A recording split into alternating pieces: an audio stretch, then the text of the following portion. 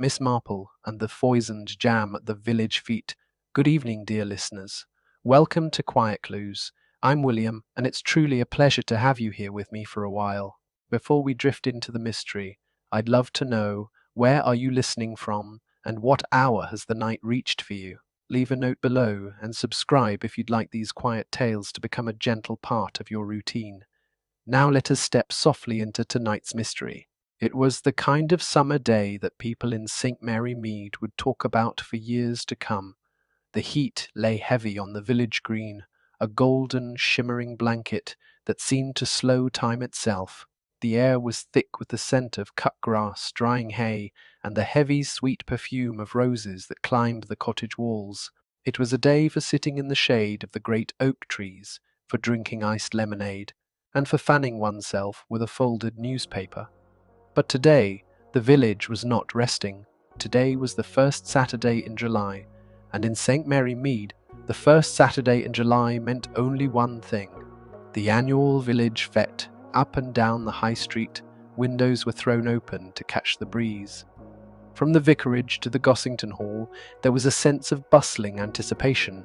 White canvas tents were rising on the green like great white sails in a sea of emerald grass.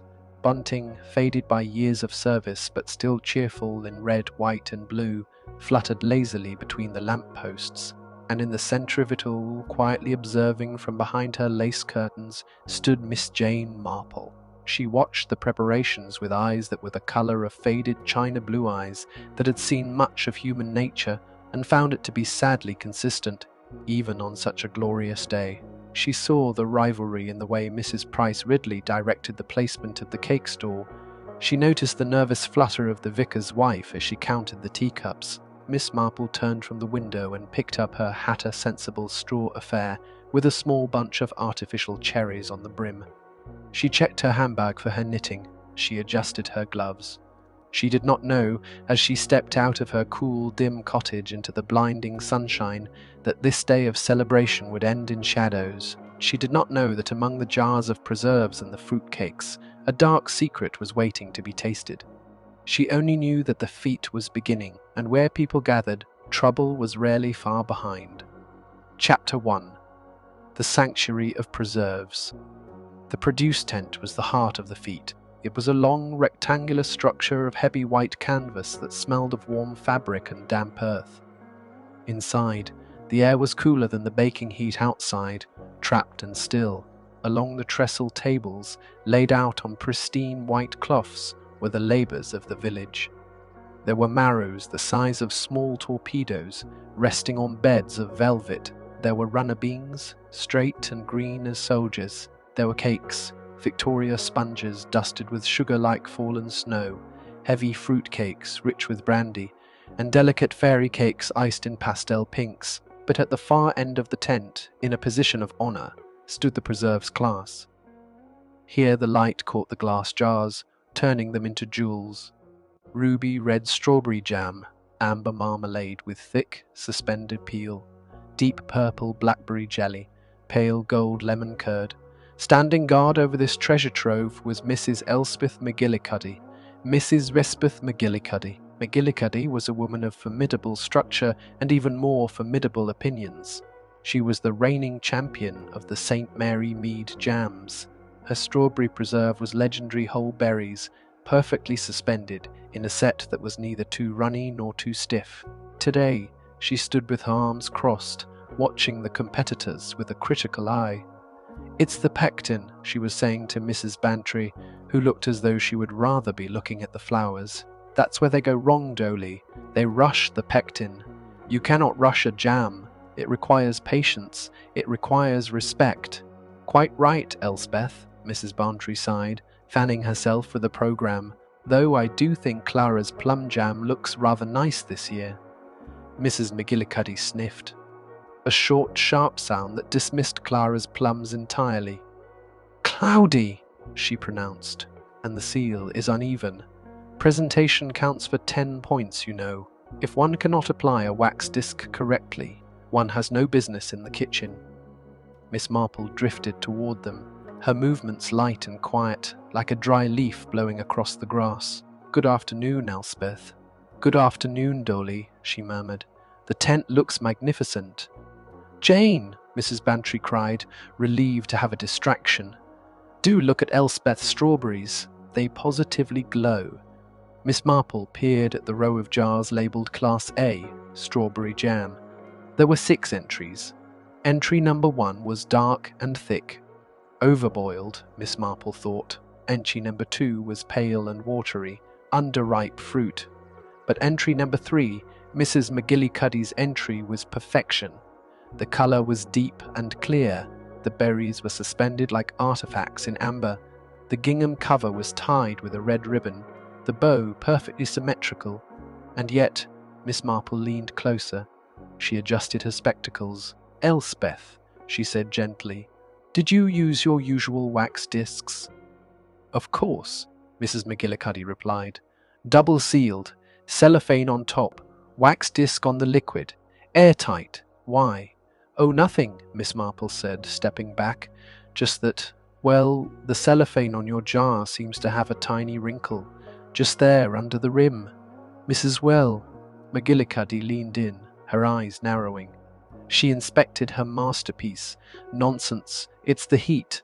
The cellophane stretches in this humidity. It is perfectly sealed, Jane." "I am sure you are right," Miss Marple smiled, though her eyes remained thoughtful. "It is just that I recall. Well, never mind. It looks delicious." At that moment a hush fell over the tent. The chatter died away. The crowd parted. Magistrate Silas Vance had arrived. Chapter 2. The Magistrate's Shadow.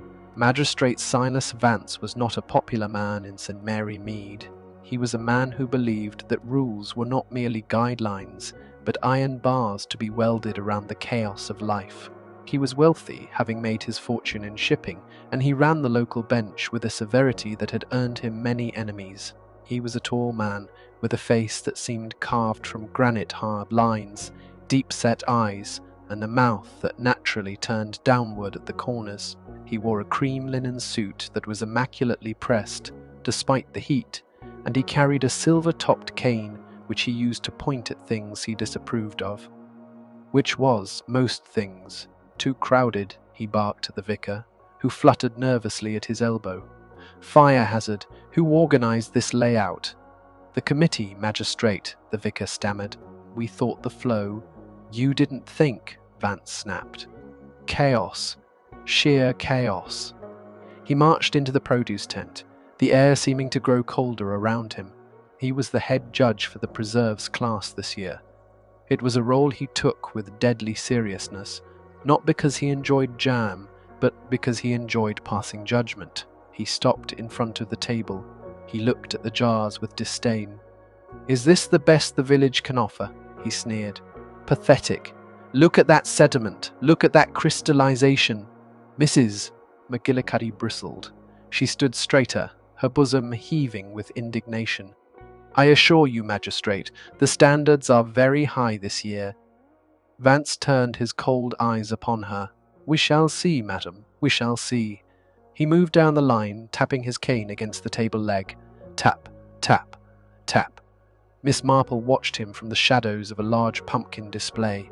She noticed how people reacted to him.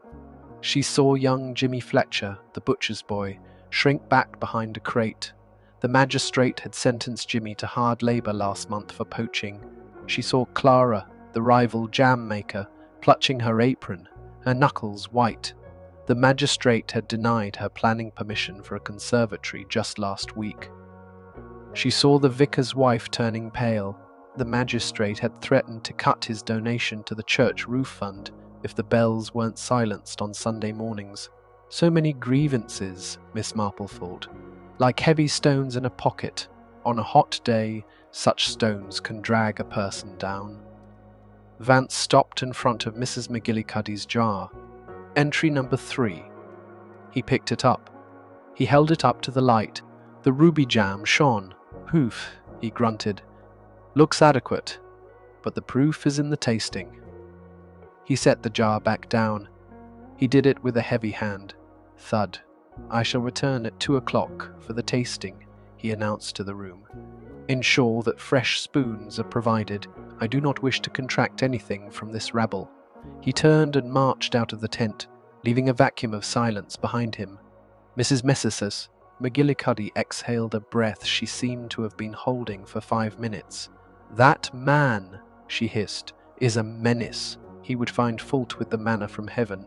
"He is a difficult man," Miss Marple agreed softly, "but he is consistent.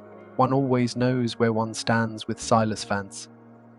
"Usually in the dock," Mrs. Bantry muttered. The clock on the church tower struck 1. "1 hour," Mrs. McGillicuddy said, smoothing her apron. 1 hour, until judging. "I must go and check on the scones. Jane, would you mind keeping an eye on the jars? With that man in such a mood, I don't want anyone tampering with the display." "I should be delighted," Miss Marple said. She sat down on a folding chair in the corner of the tent. She took out her knitting soft pink wool for a baby jacket. Her needles clicked softly. Click, click, click, click. The tent emptied out as people drifted away for lunch. The air grew still. Dust motes danced in the shafts of sunlight. Miss Marple knitted, but she did not look at her wool. She watched the table. She watched the jar of strawberry jam with the red gingham cover, and she waited. Chapter 3. The unseen hand. The heat in the tent rose. It smelled of canvas and warm fruit. For 20 minutes nothing happened. A fly buzzed lazily against the roof. Outside, the brass band began to play the floral dance, the tuba umpan, in the distance. Then the tent flap lifted. Miss Marple lowered her knitting. She sat very still, blending into the background like a piece of old furniture. A figure slipped inside. It was hard to see clearly against the bright sunlight of the entrance, but Miss Marple squinted. It was a woman. She was wearing a floral dress, typical of the village. She moved quickly, nervously. She walked straight to the preserves table. She stopped in front of the strawberry glass. She reached out. Her hand hovered over Mrs. McGillicuddy's jar. Miss Marple held her breath. Was she going to take it? The woman touched the jar. She seemed to twist the lid slightly. Then she pulled her hand back as if burned.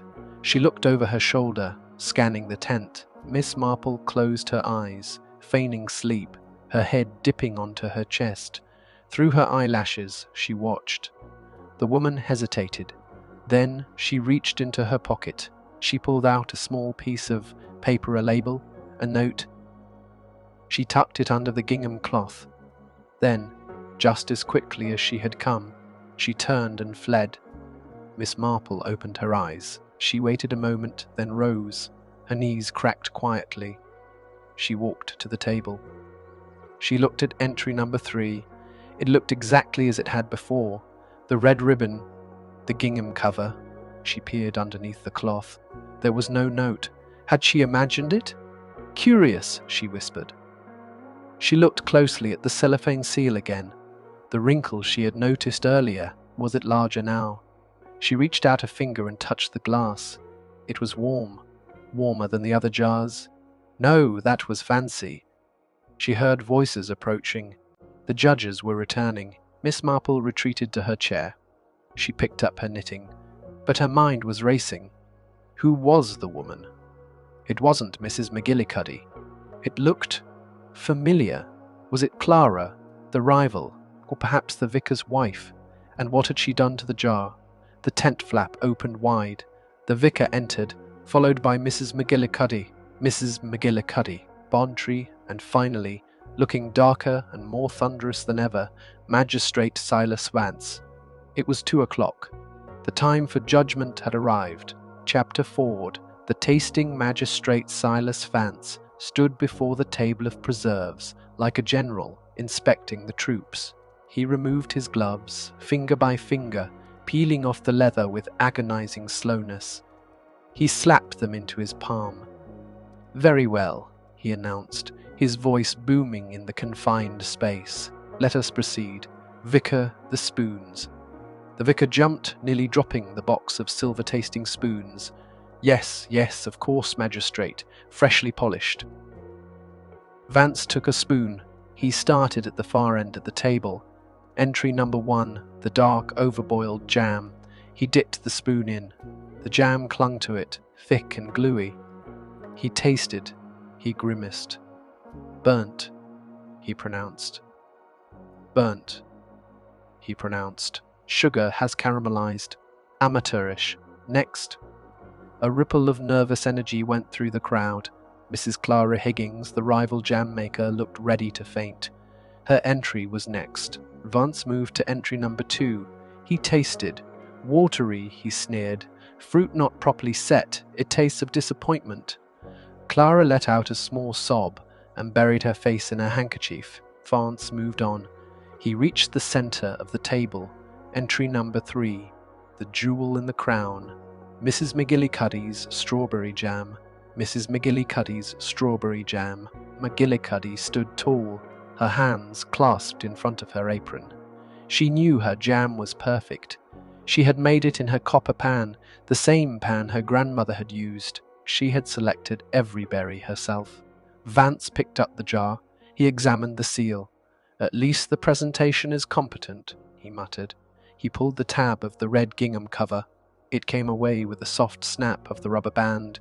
He peeled back the cellophane disc. It made a faint crinkle sound.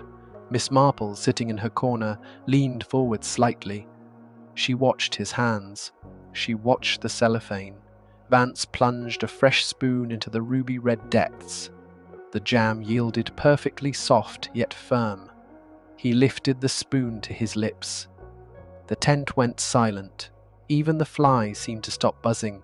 Vance took the spoon into his mouth. He chewed. He swallowed.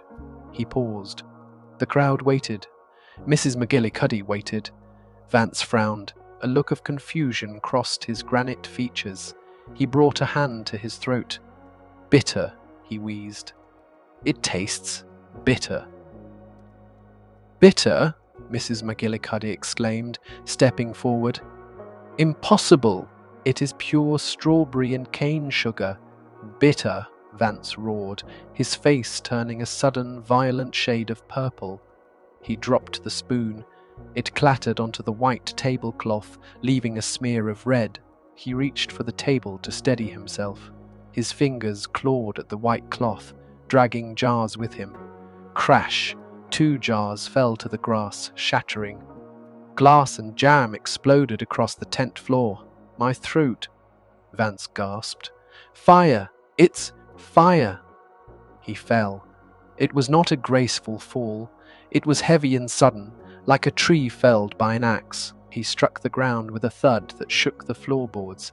His silver-topped cane rolled away, coming to rest against Miss Marple's sensible shoes. "Silas!" the vicar screamed. "Silas!" Chaos erupted. Mrs. Bantry screamed. The vicar knelt beside the fallen man, fumbling with his collar. Mrs. Bantry McGillicuddy stood frozen, staring at the shattered jar on the floor, her face a mask of absolute horror. And in the corner, Miss Marple did not scream. She did not run. She bent down. She picked up the silver-topped cane. And then she looked at the spoon left on the table. There was still a little jam left on it. She sniffed the air. Underneath the sweet scent of strawberries, there was something else. Faint, acrid, like almonds but sharper. "Aconite," she whispered to the knitting in her lap. "Wolfsbane, from the blue garden at the manor." On the ground, Silas Vance gave one last, rattling shudder. And then he lay still. The brass band outside hit a high, jubilant note, oblivious to the silence that had fallen inside the tent. Chapter 5. The Arrival of the Law. It took 20 minutes for the police to arrive from the county town. In that time, the fete had transformed from a celebration into a crime scene. Inspector Slack was a man who seemed permanently aggrieved by the world, and specifically by the fact that crimes kept happening in his district on his days off. He marched into the tent, his boots crunching on the broken glass. "Right," he barked. "Nobody leave. Nobody touch anything." He looked down at the body of Silas Vance, which had been covered with a tablecloth, a checkered one from the cake stall, sadly.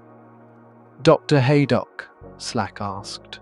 The village doctor, who had been judging the baby competition, stood up from where he had been examining the body. "Dead, I'm afraid," Dr. Haydock said grimly. "Looks like poisoning." Rapid onset, respiratory failure. He was gone in minutes. Poisoning, Slack said. He turned his eyes to the table, to the open jar of jam, and he ate from that. He did, the vicar quavered. Mrs. Ricker, McGillicuddy's jam, entry number 3. Slack turned slowly to face Mrs. Elspeth McGillicuddy. She was sitting on a crate, being fanned by Mrs. Bantry. She looked pale, but her chin was still high. Mrs. McGillicuddy, Slack asked, taking out his notebook. You made this jam? I did, she said, her voice trembling only slightly. And did anyone else have access to it? No one. I made it in my own kitchen. I sealed it myself. I brought it here this morning and placed it on the table. And then? Then I went to help with the scones. I left the tent at 1 o'clock. So, Slack said, rocking back on his heels, you made the poison jam. You brought the poison jam, and you stood right here and watched him eat it. I did not poison it, Mrs. McGillicuddy cried, standing up. Why would I poison the magistrate? I barely know the man. Everyone knew him, a voice piped up from the back. It was Clara, the rival jam maker. She stepped forward, looking vindictive, and everyone knew he was about to rule on your planning application for that extension, Elspeth. He told you yesterday he was going to block it. Mrs. McGillicuddy gasped. That was a minor disagreement. I wouldn't kill him over a conservatory. People have killed for less, Slack said ominously. Constable, bag that jar and bring Mrs. McGillicuddy to the station for questioning. Wait, a soft voice said. Inspector Slack rolled his eyes. He knew that voice.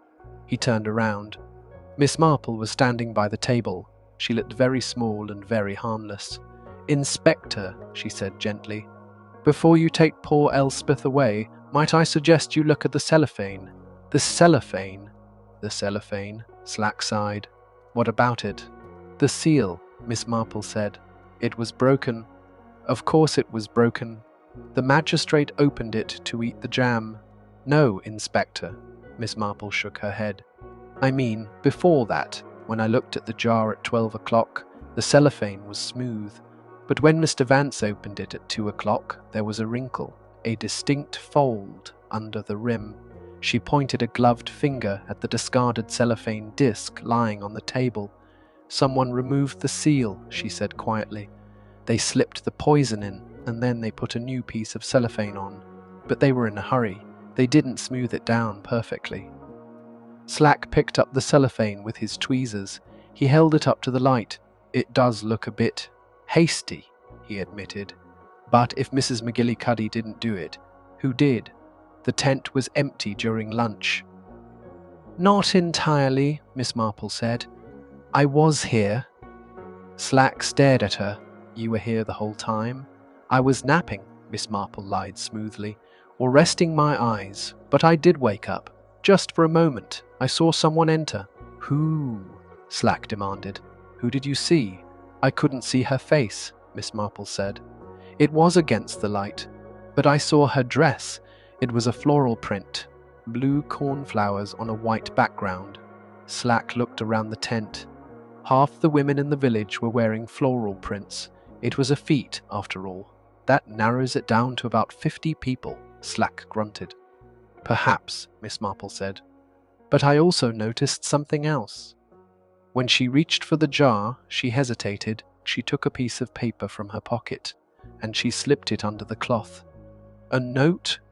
Slack looked at the jar again. He lifted the gingham cover completely off. There, stuck to the underside of the lid with a dab of jam, was a small, folded scrap of paper. Slack unfolded it. It was a page torn from a hymnal. What does it say? Mrs. Bantry whispered. Slack read it aloud. For the sins of the father. The silence in the tent was absolute. The wind flapped the canvas. For the sins of the father, the vicar repeated, crossing himself. That is Old Testament. It's a motive, Slack said. He looked at Mrs. McGillicuddy. Did the magistrate have a sin against your father, Mrs. McGillicuddy? My father died 30 years ago, she said. He was a greengrocer in Kensington. He never met Silas Vance. Slack frowned. He looked at the note again. Then he looked at Miss Marple. "Right," he said. "Everyone stays in the village. No one leaves. Constable, take statements from everyone wearing a floral dress. And get that jar to the lab. I want to know exactly what killed him." As the police began to herd the shocked villagers out of the tent, Miss Marple remained by her chair. She was packing her knitting away. She was thinking about the blue cornflower dress. She had seen that fabric before. Not today, but recently. Where? She closed her eyes, letting the memory drift up through the layers of her mind like a bubble in water. Blue cornflowers, white background, a distinctive cut to the sleeve. She had seen it hanging on a washing line last Tuesday in the garden of the cottage next to the church. The cottage where the vicar's new wife lived. Miss Marple opened her eyes. The vicar's wife, young Mrs. Emily Clement, was wearing a sensible navy suit today. She wasn't wearing floral, but she had been in the tent earlier. Miss Marple had seen her leave just before 1 o'clock. "The sins of the father," Miss Marple whispered. She picked up her bag. The police could handle the jar. She had a garden to visit. Chapter 6. The Garden of Secrets.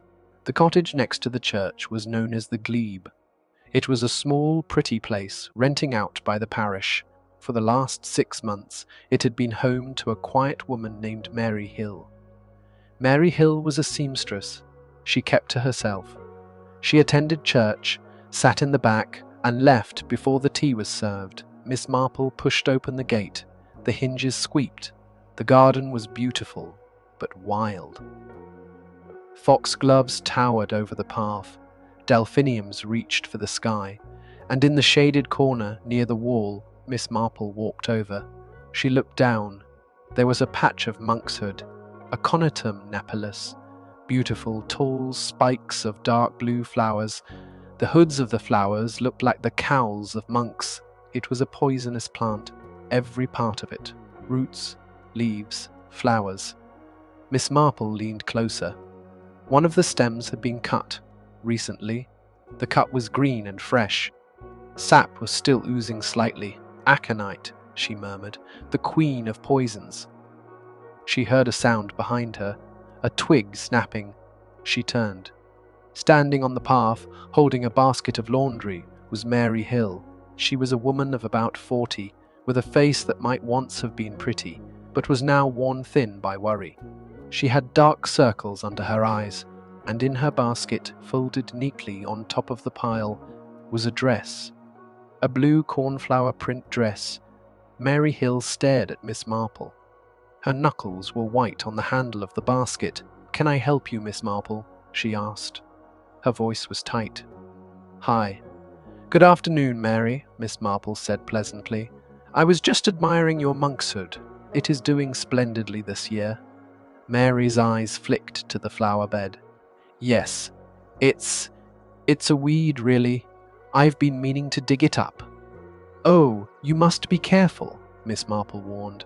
"It is very dangerous. The sap alone can numb the fingers. And if one were to distill the root, well..." She let the sentence hang in the hot afternoon air. Mary put the basket down. "Why are you here, Miss Marple?" "I was thinking about the feet," Miss Marple said. "About the tragedy. Poor Silas Vance. Tragedy."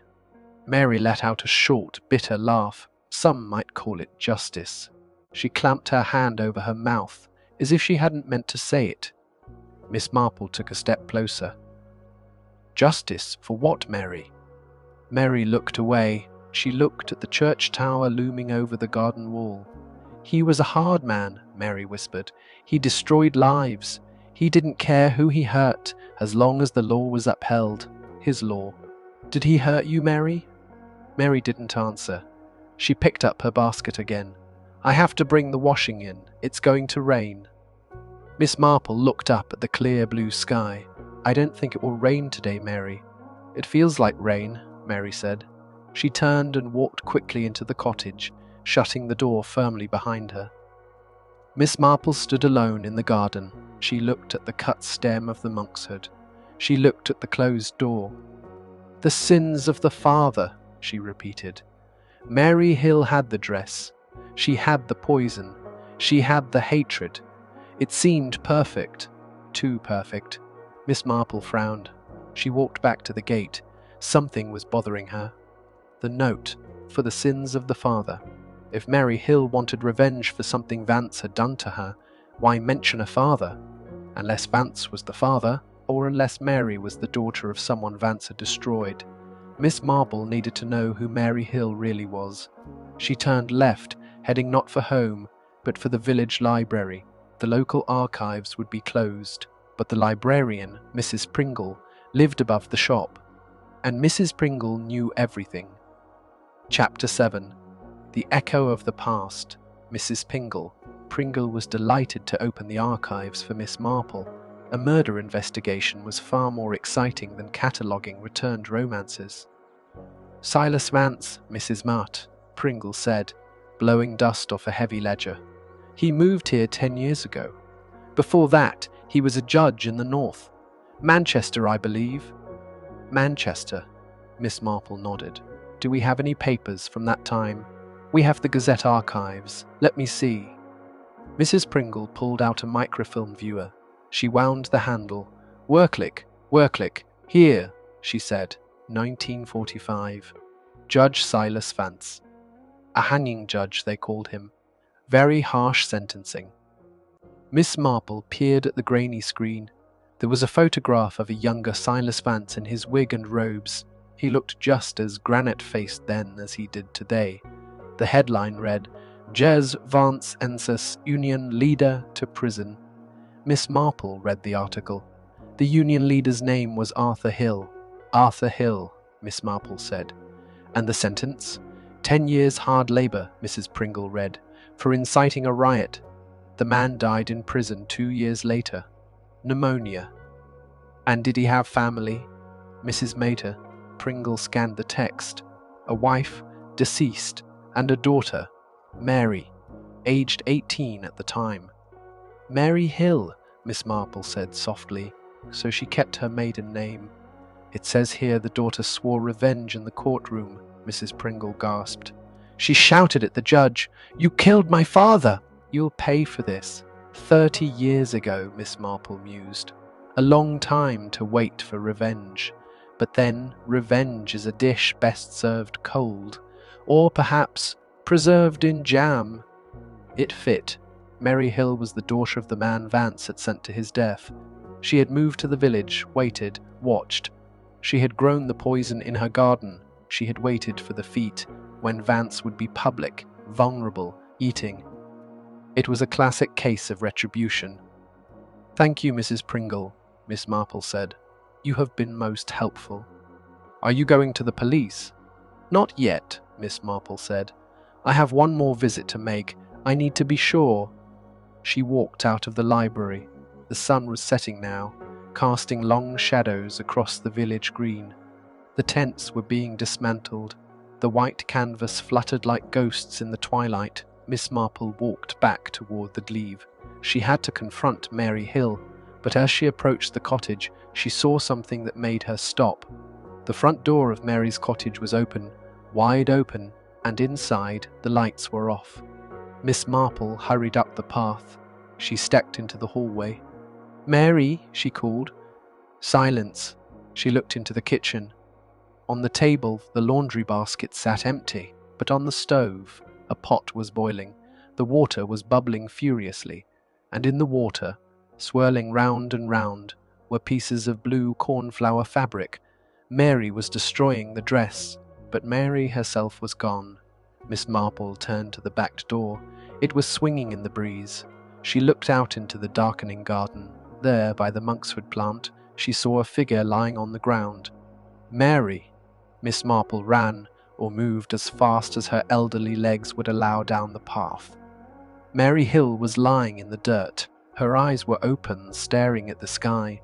Her breathing was shallow, and beside her lay a half-eaten scone. Miss Marple knelt down. She smelled the air. Almonds. The same smell as the jam. Almonds. The same smell as the jam. Mary Hill hadn't fled. Someone had silenced her. Chapter 8. A Pawn in the Game. Miss Marple acted with a speed that belied her age. She didn't panic. She reached into her handbag and pulled out a small bottle of smelling salts, old-fashioned but effective. She waved it under Mary Hill's nose. Mary gasped, her eyes fluttering. "Mary," Miss Marple said firmly. "Can you hear me? Did you eat the scone?" "The vicar," Mary whispered. Her voice was barely a thread. "He brought it. Said comfort." "The vicar?" Miss Marple's mind raced. The bumbling, anxious vicar. It seemed impossible. "Don't speak," Miss Marple commanded. "I'm going to get help." She hurried to the back door of the cottage, grabbing a metal pail from the step. She began to bang it with a trowel, a loud, clanging alarm that echoed through the quiet neighborhood. "Help! Murder! Help!" Lights flicked on in the neighboring houses. Doors opened. Within minutes, Dr. Haydock was running down the path, his medical bag still in hand from the feet. "She's been poisoned," Miss Marple told him. "A connet, just like the magistrate, but she didn't take enough to kill her immediately. She needs an emetic, quickly." As Dr. Haydock worked to save Mary's life, Miss Marple stepped back into the shadows of the kitchen. She looked at the boiling pot on the stove. The blue fabric was turning grey in the water. Why would the vicar poison Mary? It made no sense. Unless Mary wasn't the killer. Unless Mary was a loose end. Miss Marple looked at the fabric again. It wasn't a dress. Now that it was unfurling in the water, she could see the shape. It was an apron. A blue floral apron. Of course, Miss Marple breathed. She wasn't wearing the dress. She was wearing an apron over her dress. A disguise. And if Mary was wearing a disguise to put the note in the jar, who had told her to do it? Mary Hill was a simple woman, a seamstress. She wasn't a mastermind. She was a woman who did as she was told, especially by people she respected. People like the vicar? No, the vicar was too timid. But who controlled the vicar? Who managed the parish, organized the fete, and knew everyone's secrets? Miss Marple turned and looked out the window toward the vicarage. The lights were on. She thought of the fete. She thought of the moment the magistrate died. The vicar had been kneeling beside him, but who had been standing behind the vicar, watching with cold, calm eyes? Who had known about Mary's father? Who would have had access to the parish records? Miss Marple picked up her hat. She knew where she had to go. Chapter 9. Tea at the Vicarage. Miss Marple knocked on the vicarage door. It was opened by Emily Clement, the vicar's young, efficient wife. "Miss Marple?" Emily looked surprised. "Is everything all right? We heard shouting." "There has been another tragedy, I'm afraid," Miss Marple said, stepping inside without waiting for an invitation. "Poor Mary Hill. Poisoned." Emily's hand flew to her mouth. "Mary? Dead? Not yet. Dr. Haydock is with her. She is fighting." A flicker of something disappointment crossed Emily's face, gone in an instant. "Oh, thank heavens. Do come in. You look shaken. Let me pour you some tea." They sat in the parlour. The vicar was nowhere to be seen. "Where is your husband, Emily?" "He's in the study praying." The magistrate's death hit him very hard. "He feels responsible, you know. It was his fete." "It was your fete, Emily," Miss Marple corrected gently. "You organized it. You arranged the stalls. You made the schedule." Emily smiled, a tight, thin smile. "I tried to help. Being a vicar's wife is a full-time job. Indeed, it requires knowing everything about everyone, like Mary Hill's history, for instance." Emily poured the tea. Her hand was perfectly steady. "I didn't know Mary well. She was just a parishioner." "She was a seamstress," Miss Marple said. "She did work for you, didn't she? I remember seeing her leaving here last Tuesday with a bundle of laundry." "She did some mending. Is that a crime?" "No. But asking her to place a note in a jam jar, that might be." Emily froze. The teapot hovered in mid-air. "I don't know what you're talking about." "I think you do," Miss Marple said, her voice soft but relentless. "You found out about Mary's father. You knew she hated the magistrate. It was the perfect cover. You convinced her to plant the note as a warning. A way to scare him. Mary didn't know the jam was poisoned. She thought she was just delivering a message of divine judgment." Emily set the teapot down.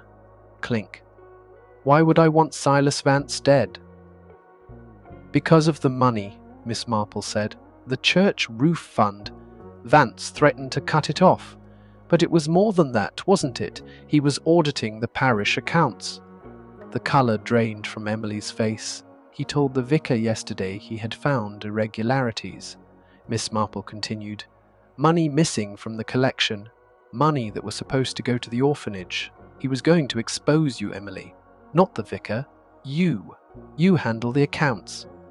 Emily stood up. She walked to the fireplace and stared into the flames. "He was a monster," she whispered. "He didn't care about the good work we do. He only cared about numbers. He was going to ruin us. Ruin Leonard." "So you used Mary," Miss Marple said. "You grew the monkshood in her garden. You visited her often enough. You harvested the poison. You put it in the jam while Mary distracted everyone with the note. And then, when Mary became a liability, you sent your husband to comfort her with a poisoned scone." "Leonard didn't know." Emily spun around, her eyes blazing. "He thought it was just a kindness. He delivered the basket, but I baked the scones. He is innocent." "And Mary?" Miss Marple asked. "Was she innocent?" "She was a nobody," Emily spat. "A sad, bitter woman. She was useful." "She is alive," Miss Marple said. Emily flinched. "She told me, Emily. She told me the vicar brought the scone. And the police will find the aconite in your kitchen. You are meticulous, my dear, but you cannot clean away everything." Emily Clement sank into the armchair. She looked suddenly very young and very small. "I just wanted to save the church," she sobbed. "You wanted to save yourself," Miss Marple said sadly. "And in doing so, you have destroyed the very sanctuary you claimed to protect." The front door opened. Inspector Slack's heavy footsteps echoed in the hall. "In here, Inspector," Miss Marple called out. "I believe Mrs. Marple Clement has a statement to make." Chapter 10. The calm after the storm. The scandal shook St. Mary Mead to its foundations. The vicar's wife, a poisoner. It was more shocking than the murder itself. Mrs. McGillicuddy was released with a profound apology from the chief constable. She immediately went home and made 3 batches of marmalade to calm her nerves. Mary Hill recovered, though she spent weeks in the hospital. When she came out, she moved away to the coast, leaving her bitter memories and her monkshood behind. Miss Marple sat in her favourite chair by the window.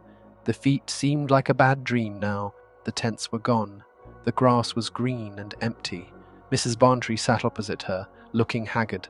"I still can't believe it, Jane. Emily, she seemed so capable." "She was capable, Dolly," Miss Marple said, counting her stitches.